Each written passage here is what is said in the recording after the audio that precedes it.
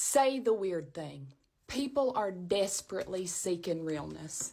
Yeah, plants are at the bottom and the top of the food chain. They're just waiting you out.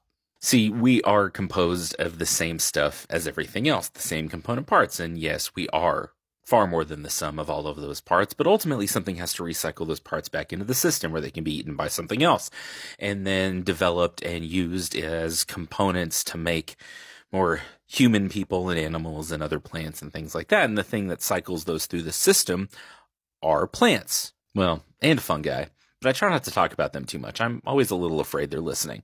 Ultimately, we all consume sunlight, right? It's energy from the sun that fuels plants and gives them the energy to turn carbon dioxide and water and oxygen and things into sugar that feed either us directly or they feed the things that we feed on.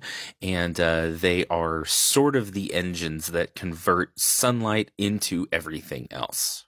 Yes, they need other materials too, but really all life, everything here that you see that goes squish and moves around and does taxes and all of that is made from the sunlight that plants consumed. So they're at the bottom of the food chain because they feed everything. They feed us. They feed other animals. Ultimately, they feed other plants. But one day, we're all going to kick it. And on that day, our component parts return back to the system, and it's plants and fungi and other things that cycle those back into the system where they can be eaten by something else and turned into more tax-doing meat robots. So at the end of the day, plants always win. They're at the bottom and the top of the food chain.